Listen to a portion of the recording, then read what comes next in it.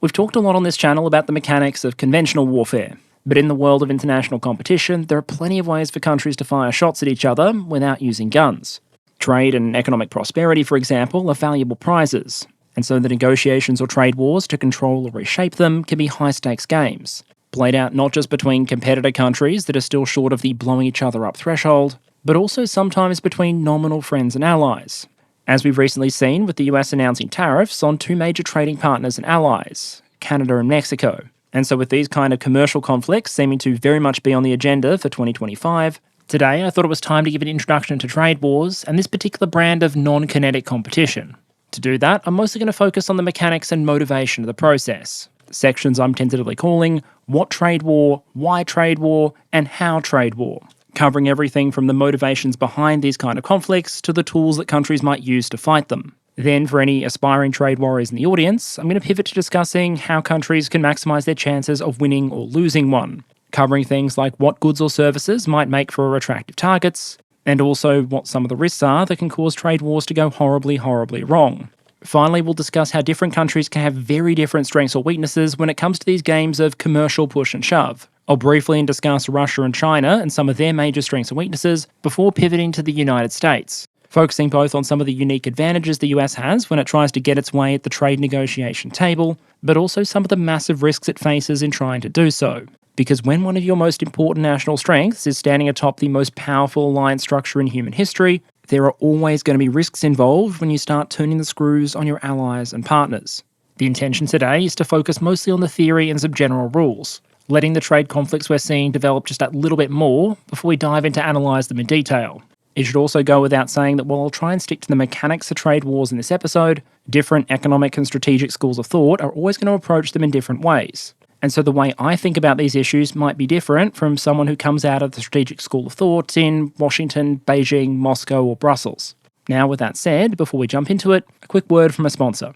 If you regularly track major international developments, it's probably not news to you that coverage of them can occasionally be complex, contested, and politically charged. And that can make it all the harder when you see a report to know if you're getting the story from all the angles. If we flick through headlines covering the PRC's response to recently imposed US tariffs, for example, you'll see a lot of headlines mentioning retaliatory tariffs, but others also link Chinese antitrust investigations into US companies like Google to the broader issues of tariffs and trade tensions. The tool being used to quickly flick between these stories here is long-term channel sponsor Ground News. By reportedly drawing on more than 50,000 sources around the world, it can enable you to quickly compare how a given story is being covered, while also giving you potentially valuable context for the coverage you're seeing. That includes things like ownership information for media sources, as well as a factuality rating based on the work of 3 independent news monitoring organisations. Plus, it offers a number of other tools that I've come to appreciate, like the blind spot feed. What this can allow you to do is essentially surface stories that might not be receiving a lot of coverage in sources you tend to consume. And so if you're trying to get a better understanding of what different parts of the internet might be reading, reporting, or discussing, this is the kind of tool that might help you do it. And so for those of you interested in a tool like this, I'll leave a link in the description. That'll give you access to a 40% discount on their Vantage plan, which is the one I've been using for some time now. And so with my great thanks to Ground News for their support, let's get back to it. Okay, so the first questions I wanted to address this episode are the whys. Not just why countries might turn to trade warfare tools, but also why they trade in the first place. After all, that commercial exchange of goods and services between people, groups, and realms is an incredibly ancient human practice.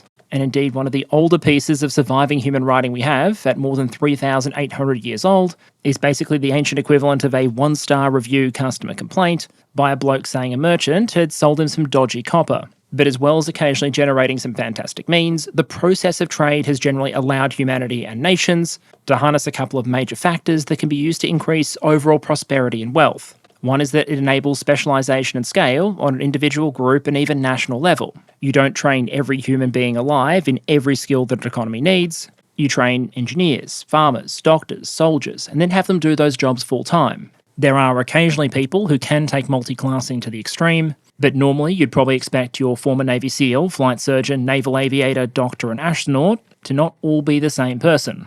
Similarly, you probably wouldn't get fantastic economies of scale if every independent state, down to Vatican City, had to set up the factories to build their own everything, from commercial airliners to cars to electrical generators. Instead, at an oversimplified level, trade enables countries to specialise and then exchange what they do produce for the things that they don't. That leads into a second major factor, comparative advantage. This describes the fact that different countries can have a relative advantage to each other when it comes to producing particular goods.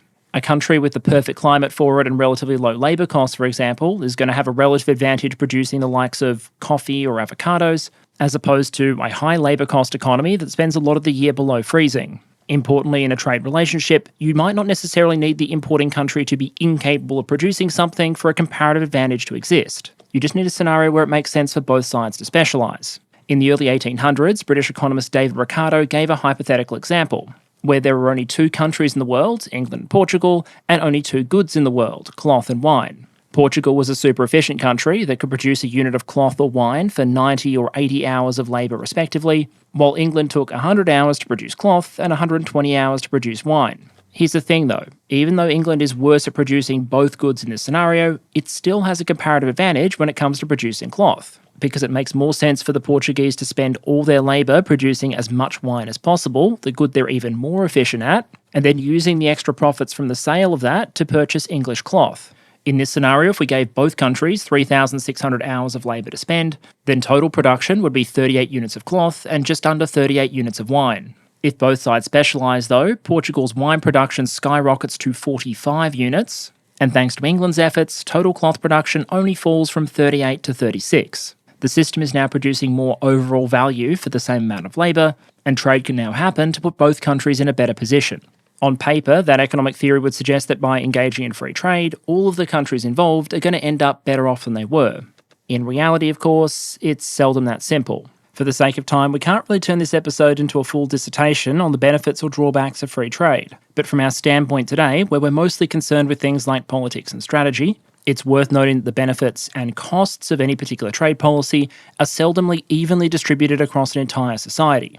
If you open up your country to relatively free imports of cheaper foreign vehicles, for example, every individual or business looking to buy a vehicle might benefit, perhaps giving them access to more options and pushing down the price for their next set of wheels. But while large parts of society might realise that more moderate benefit, if you had a particular city that specialised in producing domestic vehicles before that now can't compete with the foreign imports, they might get completely poleaxed, with revenues and jobs that might previously have stayed in-country now going overseas. And when you add in concerns about strategic industries that countries might have a vested interest in maintaining, you can understand why there might be a range of reasons that for almost as long as trade has existed, there have often been motives for countries to try and control and shape it. The Romans, for example, had the Praetoria, at least for parts of its history, which you can think of as a kind of customs or trade duty. While from the mid-17th to mid-19th centuries, much of the trade across the expanding British Empire was regulated by the so-called Navigation Acts. These generally required that only English-flagged ships could trade in English ports, and mandated that the country's various colonies could only source certain imports from Britain and only sell certain exports to Britain. By the time you get to the second half of the 20th century, though, there was a massive international push towards freedom of trade and navigation. The USA in particular led a massive post-war push towards freedom of trade and the breaking down of trade barriers. And following the fall of the Soviet Union in particular, it must have seemed like history itself was on the side of the free trade proponents, with Russia's decision to join the World Trade Organization in August 2012 being a particularly symbolic moment.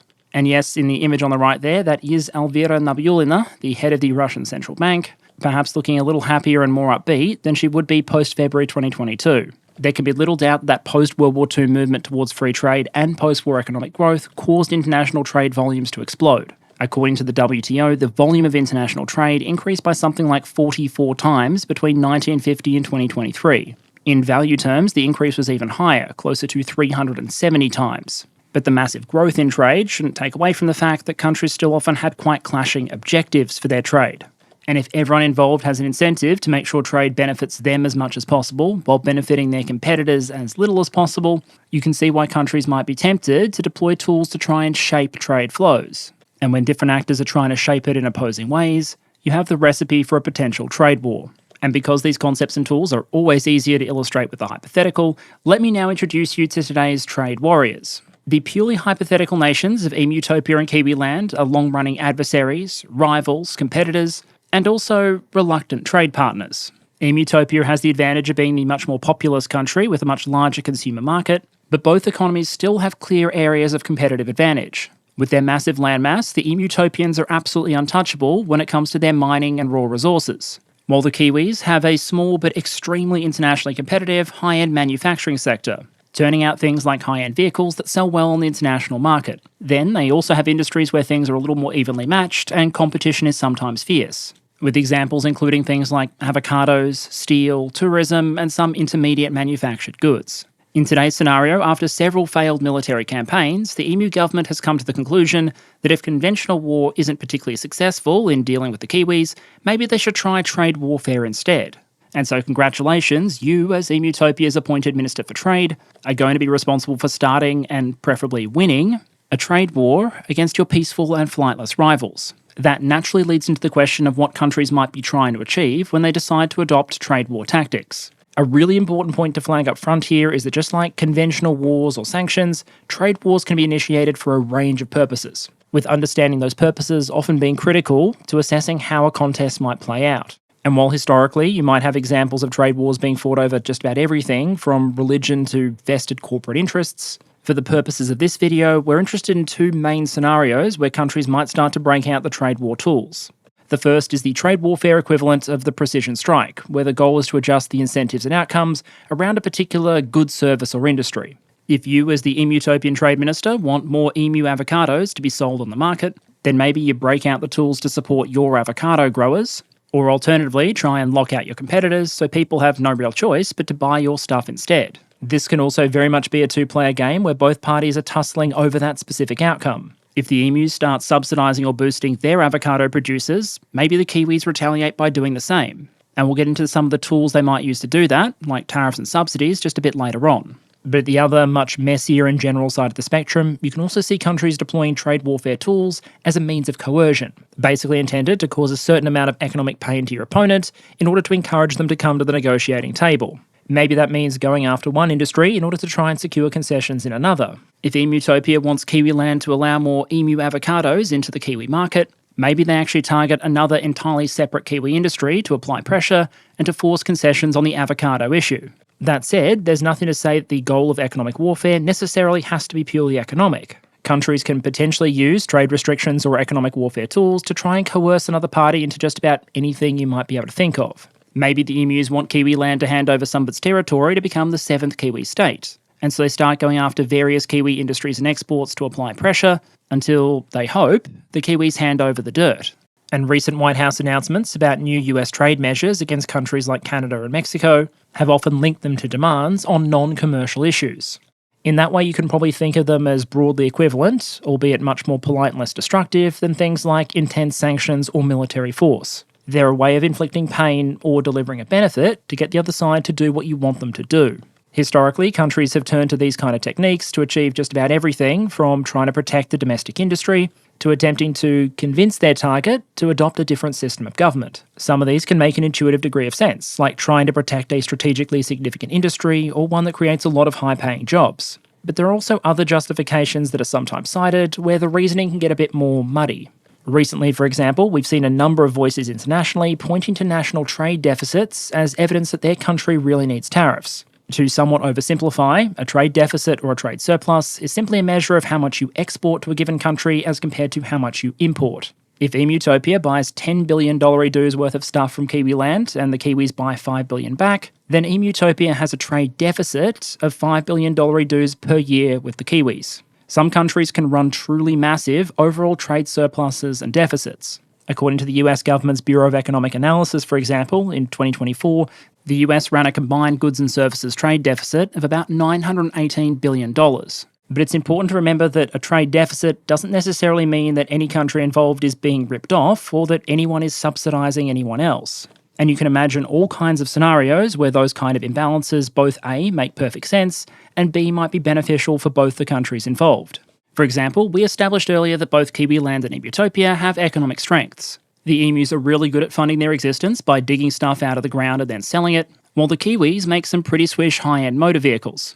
In that scenario, it makes sense for the Kiwis to buy their raw resources from the emus, turn those into cars, and then make bank by selling a bunch of those to other countries.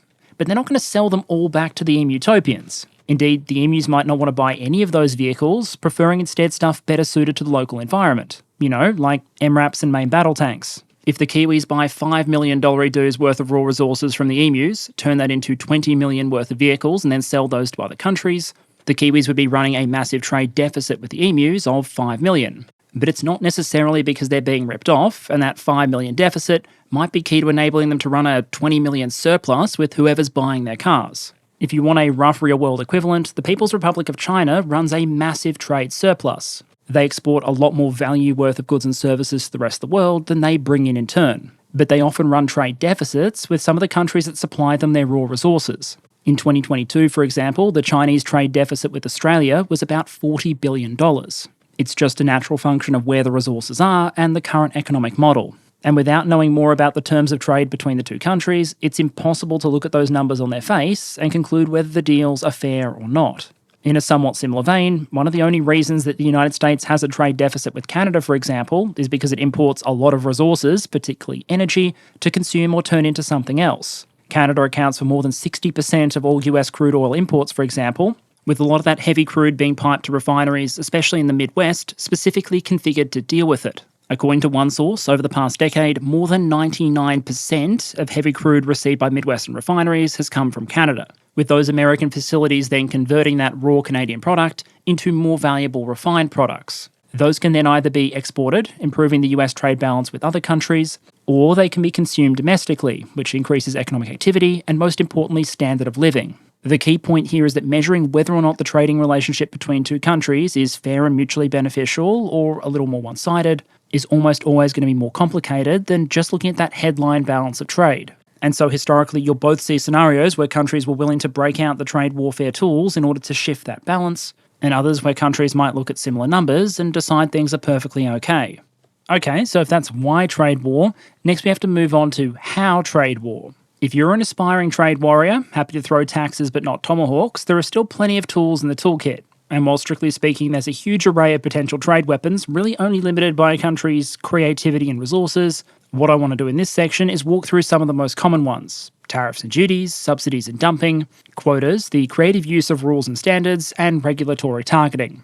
Given they've dominated so much of the news recently, tariffs and duties probably get to go first here. While there are plenty of ways to structure them, at their most basic, a tariff is a tax on the importation of a foreign good or service. If, for example, Kiwiland can produce avocados for $4 dues a unit, while it costs Emutopia $5 to make them at home, you'd expect a lot of emu consumers to choose the cheaper product, giving you the scenario you see on screen here. The Kiwis send avocados to the emus, and the emus send $4 per unit back. But if you as the emu trade minister don't want that happening, you can deploy a tariff. If you announce a 50% tariff on imported Kiwi avocados every time one now enters the country, the tax man is going to turn up and demand 50% on the value. That cost is often going to be paid by whoever's receiving the good on the importing end, and so you get something that looks like this.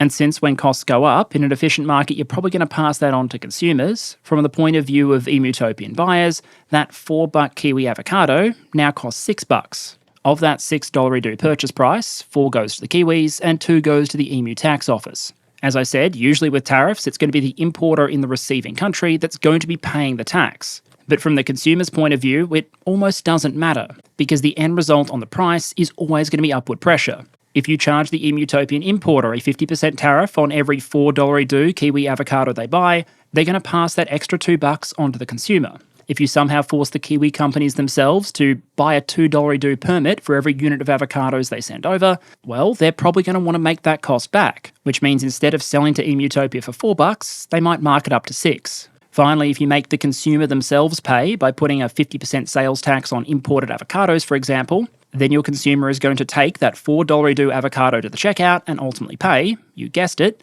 $6. The point here is that in an efficient market where all costs are passed on, however you structure your tariff or duty, the result should always generally be the same. The price should go up, encouraging buyers to change their behaviour. Because in this scenario, an imported avocado now costs $6 dues, while a domestic one only costs $5, meaning that while patriotism might not have been enough to convince the emu public to buy the local product, now a simple price incentive might. One of the costs of doing so, however, is that they are inherently inflationary. You're just slapping a tax on top of a good that previously people were buying. Tariffs are generally going to correlate with higher prices, and in fact, if they didn't, they wouldn't really function as intended, because the increase in price is hopefully what causes people to buy less of the thing that you're tariffing. And remember, our very basic model doesn't even factor in the effects on price that you might expect to flow from changing supply and demand. If you push consumers from buying a mixture of kiwi and emu avocados to only buying emu ones, then all else being equal, you'd probably expect the price of those emu-grown avocados to go up, because there's now more demand chasing those goods and less competition in the market. Successive free trade agreements have generally massively reduced the level of tariffs in the global economy, but they're still very much present. It's also possible to have tariffs or export duties going in the other direction, where instead of forcing people to pay a tax on goods they're bringing into your country, they're instead paying a tax on goods that are exiting it. That might sound strange in the first instance, but it's still a relatively common tool in the arsenal, particularly in many developing economies, where you might see export duties on things like food or vegetable oil to encourage companies to sell more of their product domestically, rather than send all of their production to potentially wealthier buyers overseas. If the Kiwis wanted to keep more cheap avocados in their domestic market, for example, they could basically tariff themselves, imposing an export duty of 50%, meaning now a Kiwi seller that wants to ship avocados to the emus for $4 dues a unit now actually has to sell them for $6 to cover the $2 they're sending to the Kiwi tax office. All else being equal, this should make it more attractive to keep selling the avocados at home instead, where there's no export duty, thus increasing supply and potentially pushing down prices. With the obvious cost, of course, being that you're hurting producer profits. Another tool, often paired with a tariff, is called a quota. These are basically limits on how much of a given thing can be imported or exported in a given year, and they come in at least two main forms. Absolute quotas are hard limits, a certain number, and once the trade for the year hits that number, that's it, the border's closed until the limits refresh. For example, the US has historically had hard limits on how much Korean, Brazilian, and Argentinian steel of various types can come into the country. And if you're interested in some truly exciting reading, I'll link the data tables in the description. But instead, a lot of countries will make very heavy use of what are called tariff rate quotas. That is, there is a limit, but it's not a hard limit. Instead, once you hit the maximum, a tariff or a higher rate of tariff kicks in on anything above that amount. And if you can imagine a product, there's a good chance there are countries out there with a quota on it. The US had a quota limit in 2023, for example, of 739,860 imported whisk brooms. Although, presumably because there wasn't actually an invasion of witches that year, only 101,401 ended up being imported, according to US Customs and Border Protection. Depending on the economic pressures, sometimes importers will push their way pretty much all the way up to this full allowance. In 2023, for example, the US imported 19,401 tonnes of Argentinian beef against a limit of 20,000 tonnes. In 2024, the US expectation was that full 20,000 tonne quota would be used, and that even more Argentinian beef would be sent above that limit, triggering a 26.4% tariff on that extra volume. But there can also be cases where it looks like whoever negotiated the limit might have been a tad optimistic. According to this document, in 2023, the US had a rather generous quota of European-type cheese from Australia of about 4,800 tonnes, which is more than the displacement of a Chinese Type 54A frigate. Ultimately, the actual import level was closer to 3.2 tonnes, about 0.04% of the allowance, closer in mass to a large pickup truck than a naval warship. What quotas allow countries to do is essentially negotiate the degree of access they're willing to give each other to each other's markets. They can let each other in a bit to provide their markets access to more goods, but also limit the damage so you don't have a flood of goods with massive economic consequences. Because, obviously the US economy would collapse if someone's Amazon glitched out and they ended up buying 1.5 million whisk brooms. Another way of keeping your opponent's goods out without saying you're keeping their goods out might be to set certain selective standards. A commonly discussed example of this, for instance, are chicken eggs. Because of completely clashing regulations over things like how eggs should be washed, treated and stored, good luck if you want to get EU-compliant eggs into the US or vice versa. In this case, it comes down to a difference in practices and approach when it comes to safety. But you can see how these sort of rules might create situations where there are trade implications as a kind of collateral damage versus situations where they might be deliberately weaponized to create them. If Kiwiland started exporting a heavy angular stainless steel truck, for example, the emus could potentially try and lock it out by establishing restrictions on, for example, vehicle weight or sharp metallic edges perceived to have greater pedestrian guillotining potential than existing designs. Rules like this may or may not predate or specifically target any final product. But in terms of final effect, they can duplicate the results we've seen from some of these more specialised trade warfare tools. They keep a given foreign product out and push consumers towards an alternative product. That said, you can absolutely have rules put in place or regulatory activity taken where the impact on trade might not be so much collateral damage as the intended purpose. A major way this might happen is by choosing when and how to enforce rules that are already in place. Most major economies will have authorities with tasks of doing everything from identifying tax evasion to enforcing food safety standards to making sure no one misleads or manipulates the stock market. What very, very few countries have are authorities with so much funding that they can go after every possible case of those things.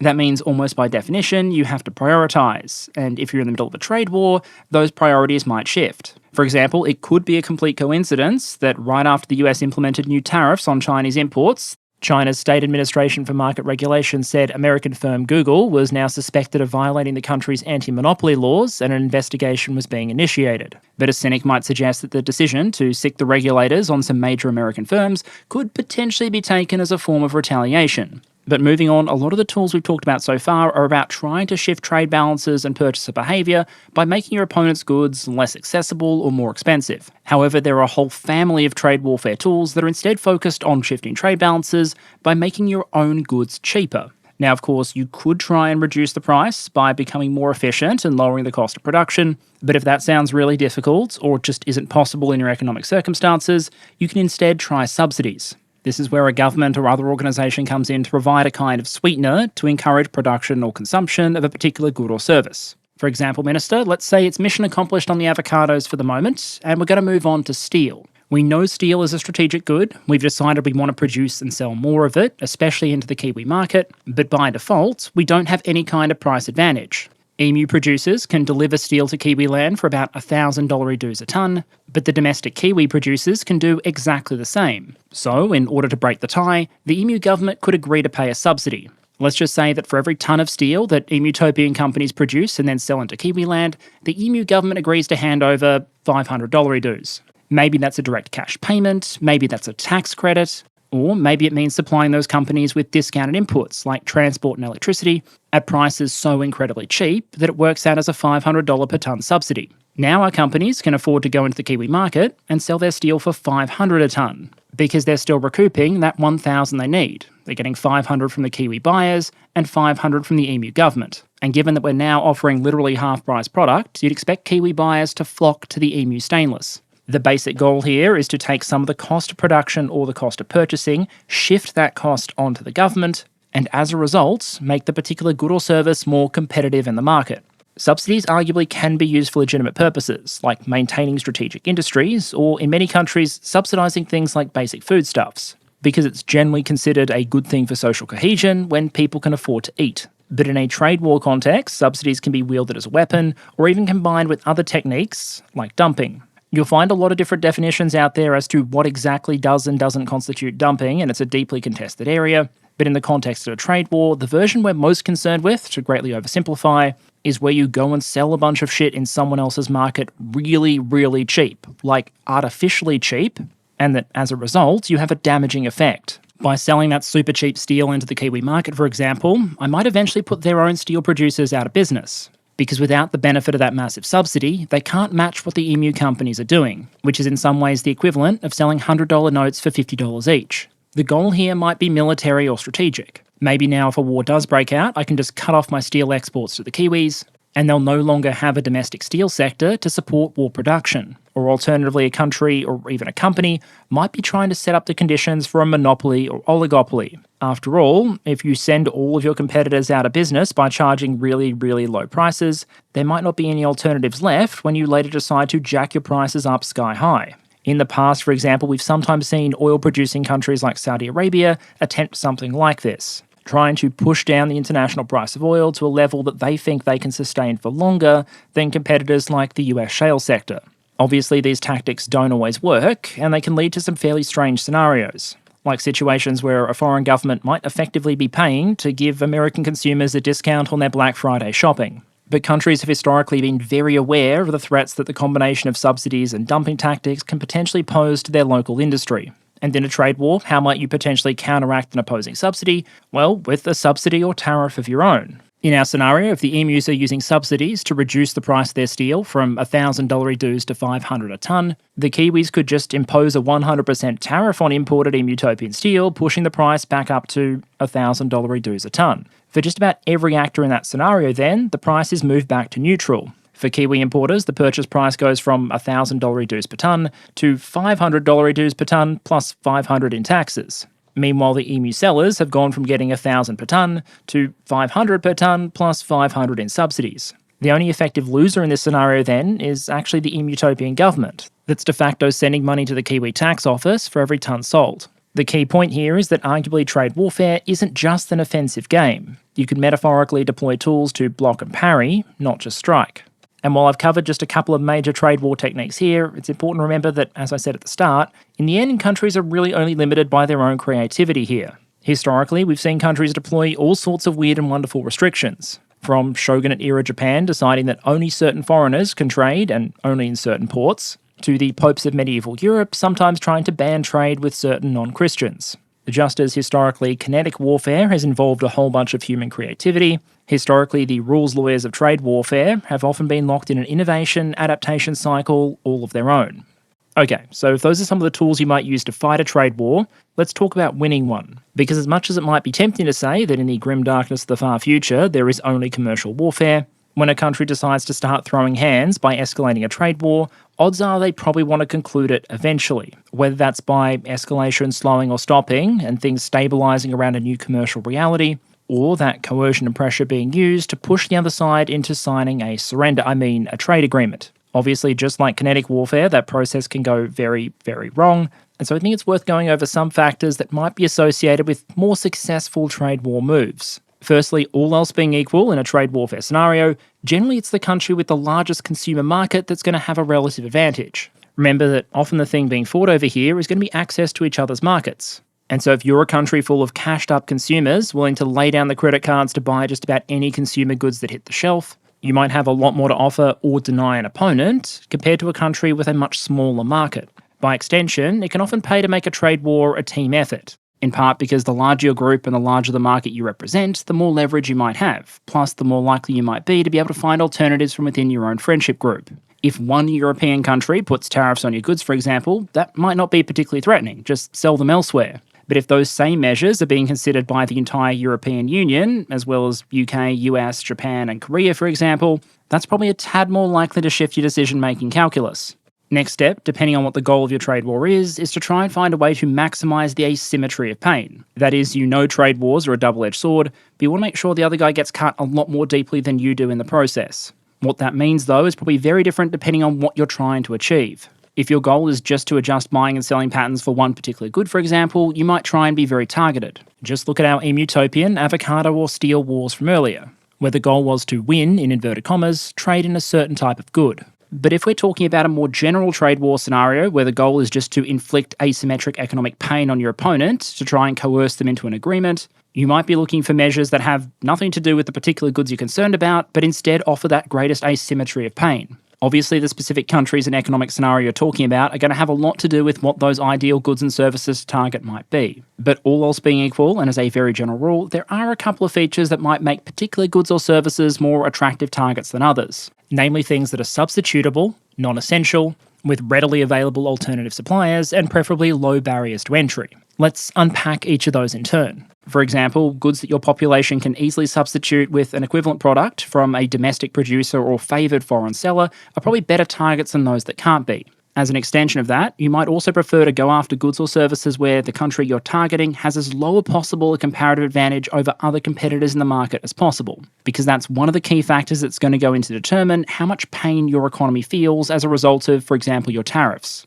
If kiwi avocados are only $1 per unit cheaper than other competitors, then as the EMU government, I'm not inflicting that much pain on my consumers if I choose to try and lock them out. But if those kiwi avocado growers are so monstrously efficient that by locking them out of my market, I'm going to double the price of avocado on toast at cafes around the country, maybe the government's going to want to find a different target, lest part of the population rise up, in protest over those trade policies ruining brunch. But even then, if I want to understand how damaging a major price spike might be to my economy, I have to ask a range of questions, including how essential that good actually is. Because as much as modern advertising might try and convince you otherwise, there are in fact goods that you can generally do without. If food prices go up 500%, people are still going to have to try and pay those prices, overthrow their government, or some combination of the two. But specific versions of non-essential goods can probably be a bit more safely targeted. Although history does suggest that perhaps governments should be a little bit careful when they try and decide what goods are or are not essentials, Given we have historical precedent for people deciding to do things like challenge the authority of a globe-spanning empire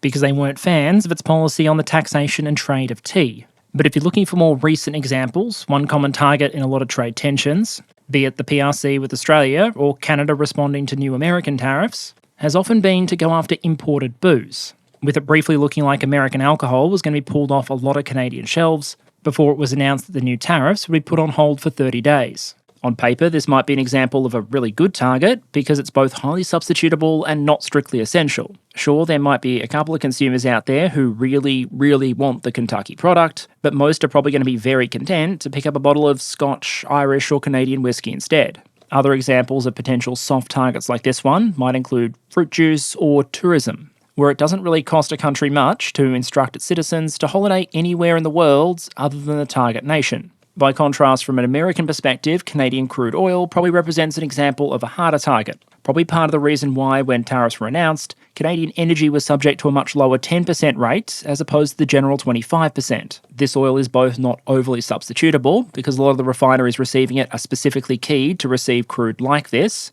with perhaps one of the most obvious alternative sources for equivalent crude, Venezuela, not exactly being on the US friends list. It's also hard to match the transport efficiency of oil that was coming in through pre-existing pipeline infrastructure, and also it's not really a non-essential good in the same way. The economy might be able to cut down on the consumption of refined oil products like fuels if the prices go up, but an economy is probably going to have an easier time of it going cold turkey on Hawaiian holidays as opposed to hydrocarbons, which perhaps goes some way towards explaining why what we've seen of the Canadian response so far appears to be much more targeted towards specific US goods and services, as opposed to the much more blanket tariffs that the US announced. That touches on another element that might make a good or service an attractive target in a trade war, which is something you can effectively source elsewhere. Or if your goal is to move that industry onshore through the use of tariffs, you'd prefer there to be relatively low barriers to entry. And in the case of a lot of products, that just ain't so. Norway, for example, has one of the highest rates of coffee consumption per capita in the world. But if someone in Oslo was to have the bright idea of trying to cut down on import costs by imposing coffee tariffs and growing it at home instead, they'd quickly run into a major barrier to entry, which is that coffee plants are pretty bloody picky when it comes to climate. And shockingly enough, Norway is fairly short on warm tropical growing zones. Similarly, a lot of raw resources, from ores to oil and gas, just are where they are. And no amount of trade warfare will move extraction of those things onshore if you roll to one at nation spawn and just don't have the deposits. In other cases, the barrier to entry might just be the sheer scale of investment required. Setting up microchip production, for example, can be incredibly expensive. So if you had a relatively small market impose a bunch of tariffs to try and move production onshore, a lot of companies would probably just look at the scale of investment required against the potential market and decide it just wasn't worth it. You're not going to invest billions setting up production in New Zealand, for example, just to meet that country's requirements for like 3 GPUs per year or something. One way to potentially increase your odds of winning out in a trade war, however, even when you're facing those sort of barriers, is to instead look at friendshoring options. This is where, instead of trying to move production from the targeted state to your state, sometimes referred to as reshoring, all you're actually trying to do is move production from the state you're targeting to another state that you consider more friendly, hence friendshoring.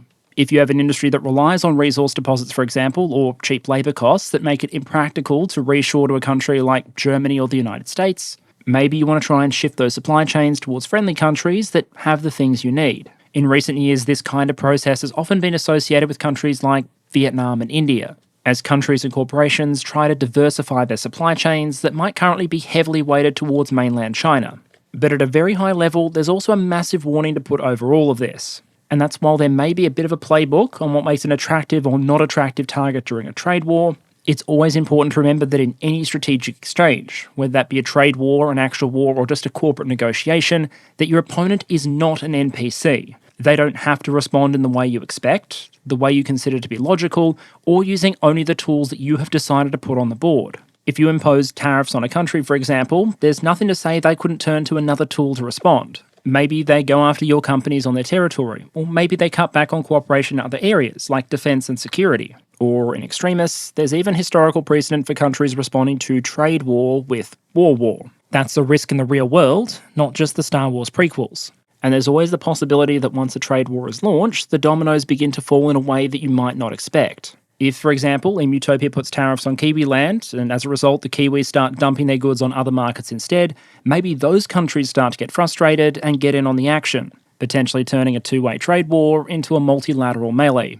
And with that warning also comes the note that, just as with actual warfare, there's arguably very much an escalation ladder to these sort of things. And while the likes of the US, Canada and Mexico might be arguably fairly low on that ladder at this point, there's a long way to go up if things start to spiral out of control. 25% tariffs or an end to fruit juice and alcohol purchases is one thing. But if things were to escalate, there's no doubt some very dangerous double-edged swords on the table. Canada is highly dependent on the United States as both a market and a supplier, while huge amounts of US economic activity are squarely Canada-reliant. Step one might be talking about things like Kentucky bourbon and tourism, but arguably closer to the top of the ladder for both sides might be cards related to things like energy or security cooperation. In 2020, 98% of US natural gas imports, 93% of electricity imports, and about 30% of uranium purchases came from Canada. From a Canadian perspective, touching those kind of things would be a bit of a trade war nuclear option. The economic impacts could be devastating, especially for those provinces responsible for energy exports. But I think it's important to remember that while higher prices at the pump or rolling blackouts on Super Bowl weekend might seem unthinkable, in war there is often a massive difference between the unthinkable and the impossible. And there is always a chance when wars begin, be they trade or conventional, that they take on a life of their own, escalating and evolving well beyond the scope envisaged by those who decided to start them. And one reason that might happen is because of the logic of deterrence. Let's just say a country is hit with tariffs by a neighbour and it has two basic options. It can concede to its opponent's demands, which might leave the economy 5% worse off overall, let's say, or it can fight back with its own trade measures, leaving its economy 10% worse off. On paper, you might say the answer is obvious. 5% is a smaller number than 10%, so appeasement is the better option. The problem is, if you do so, you've just sent a message not just to your opponent, but to every other country out there, that if they do poke you, as long as they don't make it too expensive, you'll probably just roll over. And so perhaps 6 to 12 months later, another trade crisis starts, with another few small concessions asked, and then some more, and then some more, and then some more. In order to avoid that kind of bullying cycle then, it might make sense for countries to fight back, even when that's more expensive than conceding. And while we've talked about that logic before in the context of conventional wars, it's arguably even more applicable with trade wars, because they're generally much cheaper and easier for attacking countries to initiate than conventional wars. If a country wants to bully its opponent with actual military force, for example, well, invasions are very expensive. Even if it's a curb stomp, you're going to need a lot of operational funding, probably going to expend a lot of munitions. There's probably going to be a lot of diplomatic and political blowback around the world. And even in the best case scenario, you're probably going to lose people. A trade war, by contrast, can be as simple, quick and cheap as changing the tariff rate on a digital ledger. Launching a major offensive might be as simple as changing a single digit somewhere. And so precisely because it is so comparatively easy for countries to try and bully each other in economic terms, there's all the more incentive, compared to kinetic warfare, to try and deter both your opponents and potentially your friends from trying it. Finally, there are two other landmines, if you like, that I want to flag that can get in the way of a successful trade war. Firstly, everyone is going to be aware that, compared to a conventional war, there's very much going to be a limit on how tight you can turn the screws. In a conventional war, it's possible to get to a point where one side doesn't really have agency anymore over how the war ends. For example, if the opposing army sweeps through all of your national territory, occupies the capital and installs a new government, you probably don't need the old government to consent to the peace plan in order to cement the new reality. But in a trade war, just as with sanctions, there's an upper limit on how much damage you can ultimately do. And if you get to a point where you place the maximum possible amount of economic pressure on a country and they still tell you to get stuffed, think North Korea as a contemporary example, you're kind of shit out of luck. And you might be stuck maintaining all of your economic measures indefinitely unless you're willing to either back down or escalate to non-economic options. The other landmine is that, in economic terms, there can often be a lot of tension between how countries might want to use different trade warfare tools. What do I mean? If you want to use a tool like tariffs or subsidies as a coercive tool to force another country to sign a new agreement with you, then you're probably going to want those measures to be A, flexible, and B, in place for as short a time as possible. You need them to be flexible so that you can drop them if an agreement is reached, or escalate them if more pressure is required, and you probably want them to be in place as short a time as possible because of the costs involved.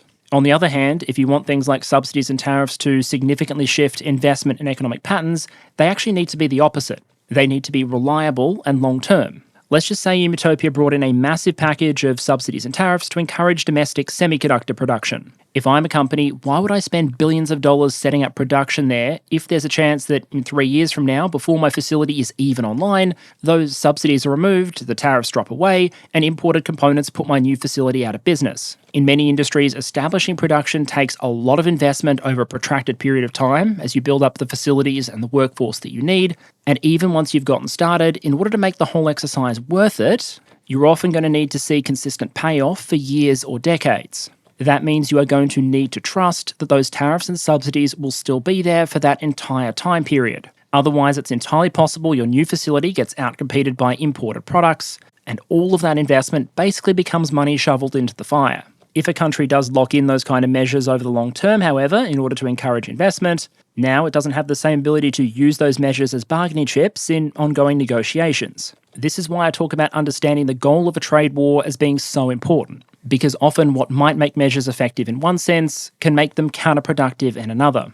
The broad takeaway here is that just as in conventional warfare, there are ways countries can look to maximise their odds of success if it comes to a trade war. But also, just as with conventional wars, it can sometimes be hard to put the genie back in the bottle once the conflict has started. And that as a result, while the consequences might not be as immediately explosive and visceral, there are generally reasons for countries to be cautious before deciding to initiate a war, whether the weapons involved are commercial or kinetic. But let's assume for a moment that despite those risks and warnings, you expect a trade war to break out. The next question then, assuming a trade war starts, is how might you go about analysing how likely a country is to win it?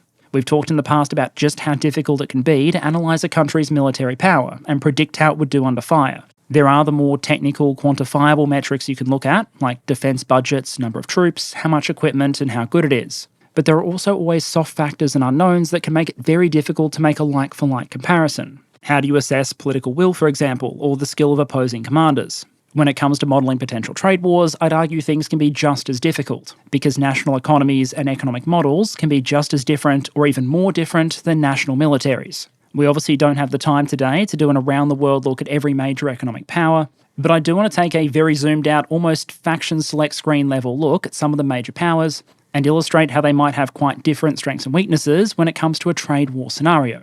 Russia, for example, as we've seen, is quite difficult to sanction or tariff out of existence because it's a major exporter of some basic building block commodities. The country is a net energy exporter, a net food exporter, and can fuel its secondary industries using a lot of domestically produced raw materials. That makes it both much harder to choke off the Russian economy's access to something immediately critical, the same way the Japanese economy, for example, might fairly rapidly fall over if you were to cut off its access to gas imports. At the same time, it's kind of hard to cut some of Russia's major exports, like crude oil and grain, out of the global market without pushing up prices for those commodities in a way that can really harm importers. Meanwhile, in a trade war scenario, the Russian economy obviously does have its weaknesses, including a reliance on foreign currencies and payment systems to settle its trades, an inability to efficiently produce many of the higher-end goods and services the economy needs to run at maximum efficiency, and a tendency for certain critical pieces of infrastructure, like oil refineries, to undergo unplanned asset depreciation, inevitably as a result of close encounters with Ukrainian drone debris.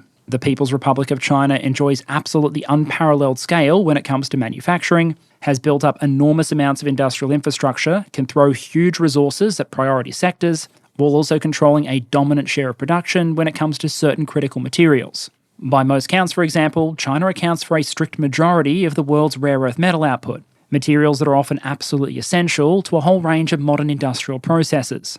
And just last year we saw evidence that Beijing was willing to play the rare earth card against the United States. In April, following the US announcement of additional export restrictions for things like high bandwidth memory chips going to China, to draw on a report from the time, quote, the Chinese Ministry of Commerce said it had banned exports of key minerals like gallium, germanium, and antimony to the United States. These are important for manufacturing semiconductors, military equipment, and for general industrial use, end quote. And one comparatively unique aspect of China's position when it comes to these kind of restrictions on resource exports is that compared to some other resource-producing economies, where the choice might be export the goods for money or leave them in the ground and make nothing, China can instead often divert a lot of its output to its domestic industry, which may be less directly profitable than selling it abroad, but is probably better than nothing. But there are other elements that can arguably work against the strength of China's hand when it comes to trade negotiations. The national economy is highly trade-reliant, both in terms of imports and exports. The country arguably needs consistent, reliable, affordable imports of things like energy and iron in order to keep its economy going,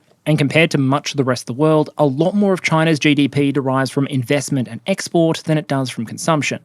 To an extent, those two elements of GDP, investment and export, are often going to be at least partially linked. Investment in a new factory for electric vehicles, for example, may only happen if there's demand overseas for the cars that factory would produce. And so if China's exports are seriously constrained by trade warfare tactics, it might do more damage to the country's economy than it would in the case of an economy that's more focused on meeting the needs of domestic consumers. Which brings us to the absolute king of the consumer economies, the United States of America. Now, there are arguably metrics, cough, healthcare affordability, cough, where the US doesn't exactly top the global podium. But when it comes to the sheer amount of stuff its people buy, no one comes near the land of the free and the home of the credit card. Overall, the United States is a very wealthy nation with a large population and a developed financial sector, making it comparatively more likely that even if businesses or consumers can't afford to buy something cash, they might be able to get credit for it instead. And access to the sheer buying power of those hundreds of millions of consumers and businesses is going to be a massive trade prize. According to World Bank estimates in 2023, household final consumption expenditure in the United States was equal to about $21 trillion US, meaning that in nominal terms, US household consumption was greater than the European Union and People's Republic of China combined. And even if you make adjustments for purchasing power parity, it was still greater than China, Japan, and Germany combined. If you are in the business of selling a consumer product or service, then getting access to the American market is basically the final boss of internationalizing your product. And often during trade negotiations, you'll see indications that the American government knows it. As one recent White House announcement put it, quote, "Access to the American market is a privilege," end quote. The US also has a fairly decent hand when it comes to commodities and the role they play in its trade. The country is a major oil and gas producer, for example, which removes a potential point of vulnerability as compared to a country like Germany, for example. And the international status of the US dollar gives America a pretty privileged position when it comes to international trade. There aren't that many countries out there, for example, that could hypothetically print their national currency and then, without converting into anything else, go to the international market and use those newly printed bills to just buy more stuff. But at least in the latter part of the 20th and early 21st century, I'd argue one of the greatest advantages the US has had when it comes to trade competition is actually the broader US alliance structure. Because while it may not help so much for tussles inside the tent, so to speak, when the US and its allies are mobilised to act in concert, they can have a truly enormous influence over global trade and economic rules. For one, it just takes some of those traditional US advantages, a very large attractive consumer market, a powerful currency and an influential financial sector, and just dials them up to 11, in a way we've seen very effective, for example, with sanctions against Russia. If the United States threatens to block, for example, my ability to trade in US dollars through American banks and institutions, that might be inconvenient, but it's not like I couldn't hypothetically get by using euros and European banks. For example, let's look at two traditional measures of how influential and powerful the currency is. You'll see the US dollar is dominant, but it's not the only game in town. According to IMF estimates, about 54% of global export invoicing is done in US dollars, and the dollar makes up about 57% of global foreign exchange reserves. But as you can see here, the vast majority of what's left are currencies belonging to various US allies. Adding in the share of the euro, the pound, and the Japanese yen pushes the total share of reserves closer to 90%, and the share of export invoicing above it. And if you start cracking open that other category, you'll find, you guessed it, even more American allies. The combination of Canadian and Australian dollars, for example, make up a greater share of international reserves than Chinese currency. That's enough to push the total allied currency share of reserves well over 90%, and that's before factoring in even more allied currencies like South Korean won or krona. All of which is to say that the influence the US and its allies can collectively exert on the global trade and financial system is much, much greater than the influence the US can have when it acts alone. Another key aspect of the US alliance structure in a trade war context is it can make it very hard to cut the United States off from critical imports. Because whatever the US economy, US businesses, US consumers, or the US military needs access to, with a few exceptions, there's decent odds there's a US ally out there in a position to supply it. To support its rare earth metal supplies, for example, the US has backed projects in Australia and Brazil. US civilian shipbuilding is tremendously weak when compared to China. But any American reliance on China there is minimised by the fact the US is allies with two of the three largest shipbuilding countries in the world, Japan and South Korea. Need high-end chips for the US tech sector while US production tries to catch up? TSMC has you covered, and is also involved in efforts to boost US production. Oh, and if you want the most advanced lithography machines that you need to make really advanced chips, you're probably going to turn to ASML, a Dutch company. while head a little further northeast and you'll find Denmark, critical supplier of things like weight loss medications. The point is that just about every actor in this broader alliance structure helps ruggedise US supply chains, and the relationship can absolutely run both ways. The United States, for example, is a massive exporter of LNG, and reportedly in January, 9 out of every 10 LNG cargoes leaving the United States headed to Europe, where they presumably helped make American allies in the European Union more independent from Russian energy and made America more money. Obviously, it's not all sunshine and roses when it comes to the economic relationship between the US and its various allies and trade partners. Many of the parties involved still have significant trade barriers. Lost jobs and unemployment is always going to be controversial. And obviously, a bunch of those incentives for countries to try and get the best possible commercial deal apply just as much inside the alliance tent as they do beyond it. And the reason I bring all this up is to illustrate a general challenge when it comes to trade warfare strategy, and also one of the major risks and challenges that a country like the United States might face when it's trying to chart its course. And the term I'm going to use here, which we'll unpack more in a future episode, is forest syndrome. Basically a play on the old phrase, missing the forest for the trees, and it refers to a situation where a country gets so focused on achieving a specific objective that it misses the fact that it's undermining its overall position by doing so. In this case, for example, a hypothetical illustration of forest syndrome might go something like this. You decide that your overall goal is to increase US power and prosperity. You then ask, how might I boost power and prosperity? Well, you could boost domestic manufacturing and improve your terms of trade. How do you do that? Well, potentially you break out the trade warfare tools. And then once you get to the question of who to target with them and how hard, you might conclude that on paper, it's probably easier to push around friends and allies than a competitor like China. The US trades a lot more with its allies than it does with China, has a greater power imbalance over its allies than it does with China, and the risk of a miscalculation turning a trade war into a war is probably much reduced. The danger at a strategic level, however, is that winning a trade tussle against your allies can have a very different effect than winning one against your competitors. On one hand, the opportunity cost of just having that struggle in the first place might be that it reduces your ability to focus on more significant contests. Even if you accept that the US probably has some complaints to level against its allies, as some of them likely have in return, starting a trade war over them might get in the way of dealing with bigger issues. As we established earlier, in trade warfare, there can be value to the old military maxim that you should avoid fighting a war on two fronts, and that wherever possible, you'll get better outcomes by gathering together as large an alliance as possible, going to the table. But it's probably going to be harder to marshal US allies to take a common position on trade with China if the US is currently in the middle of trade wars with them as well. And then, even if you secure a win in inverted commas, that might not necessarily mean ending up in a better position. If America manages to win a trade tussle between itself and Russia, the balance of economic power between the blue team and the red team, so to speak, is probably going to shift in the blue team's favour. But if Washington instead wins a hard, drawn-out struggle against a NATO ally, even in a best-case scenario where the US itself ends up better off, the alliance as a whole might end up weaker. Kind of like a basketballer or a soccer player deciding the best way to maximise their personal scoring stats is to never pass the ball and take all the shots themselves. The situation that maximises their individual outcome can sabotage the shit out of the team outcome, which is where the forest syndrome can really start to kick in. If the original goal was to make the country as powerful, prosperous and influential as possible, but one of the biggest sources of its power, influence and prosperity is this massive alliance structure, then winning fights in a way that threatens the integrity of that alliance structure might actually put you in a worse position than when you started.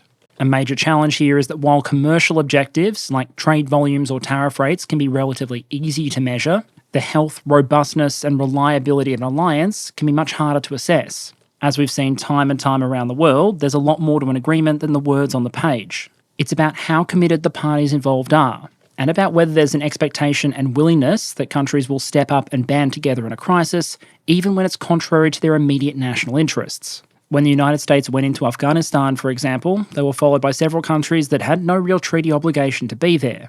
Estonia, for example, didn't join NATO until 2004, but they first deployed troops in 2003, and over the course of their time in the country would suffer 9 dead and more than 90 wounded. Adjusted for the size of the Estonian population, that's equivalent to about 2,800 American casualties. And as an aside, per capita, Canadian military fatalities in Afghanistan were more than half those of their American ally. The point is that within an alliance structure, you're always going to have these different levels of relationship. You can have the commercial elements that might occasionally be contested and subject to some quite intense negotiations, but you also need to maintain a relationship where, should push come to shove, you can trust that everyone involved is willing to put their national economies and their people on the line if that's what it takes. And so while it might always be tempting for major powers like the United States, China or Russia to leverage their more powerful bargaining position against smaller and weaker allies, there's often going to be the strategic concern that by doing so, it's possible to win your way into a losing position, undermining the very relationships and agreements that can generate that powerful bargaining position in the first place.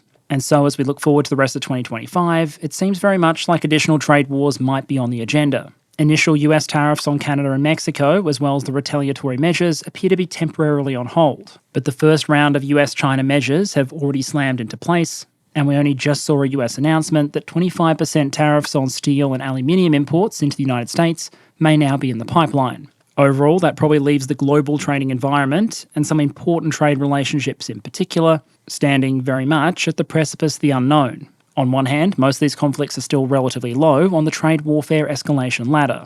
But on the other hand, the pace of escalation since January has been, to put it mildly, dramatic. Hopefully today's video has given you some insight into the various tools that countries might turn to if any of these trade conflicts escalate. And if they do, you should probably expect a future episode trying to unpack them in detail. But for now, we're very much in a time-will-tell situation. It could be that some of these flare-ups recede as rapidly as they started, and we see a series of new agreements, or at least truces, between the United States and many of its trading allies. On the other hand, we may only be at the beginning, with things set to escalate and shift in the coming days, weeks, months, and years. As I said, only time will tell. And okay, brief channel update to close out, because as you can probably hear, my voice is absolutely on its last legs. Apologies for having to delay this release a day. The reality was that as I was recording this, my voice just made it impossible to do the entire thing as quickly as I normally would. That said, I'm very much feeling better day by day, so I'm hoping we'll be back to a regular release schedule and the topic of Ukraine in the coming week. My intention with this episode was to keep things at a relatively basic explanatory level, hence the decision to stick with very much oversimplified examples and not to break out any supply and demand curves. Hopefully I found that balance correctly, and we can build on it with a bit more complexity in the future. Thank you very much to all of you for your ongoing patience and support. I genuinely appreciate it. And thanks, of course, to Ground News for their ongoing support of the channel. I very much hope all of you took something out of the episode, and I very much hope to see you all again later this week.